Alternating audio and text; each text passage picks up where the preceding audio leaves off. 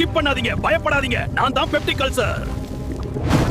உங்க வயிற்றுல அதிக ஆசிட் உருவாக்குவேன். இதுவான் பெப்டிக் அல்சர். வயிற்று சுவர்ல புண் வர நோய். அதிக அமிலம் வந்தா இப்படி புண் உருவாகும்.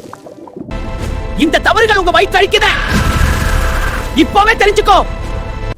ஜங்க் உணவு, மன அழுத்தம், மது, புகை, தொற்று, காரமான உணவுகள் உங்களுக்கு பெப்டிக் அல்சர் வர காரணம். ஜங்க் ஃபுட், புகை, ஆல்கஹால்.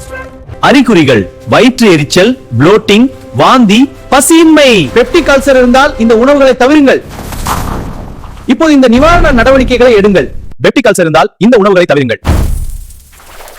சரியான உணவு தேர்வு செய்யுங்கள். பெப்டிக் அல்சர் இருந்தால் இந்த காய்கறிகள் உதவும். சரியான உணவு அல்சர் குணமாகும். பெப்டிக் அல்சர் இருந்தால் இந்த பழங்கள் பாதுகாப்பானது. தண்ணீர் குடிப்பது அல்சரை அமைதியாக்கும். பால் வயிற்றை குளிர்விக்க உதவும். சரியான பழக்கம் ஆரோக்கியமான வயிறு. அமிலம் அதிகமாக இருந்தால் பெப்டிக் அல்சர் வரும். சரியான உணவுதான் பாதுகாப்பு. பிடிச்சிருந்தா சப்ஸ்கிரைப் பண்ணுங்க.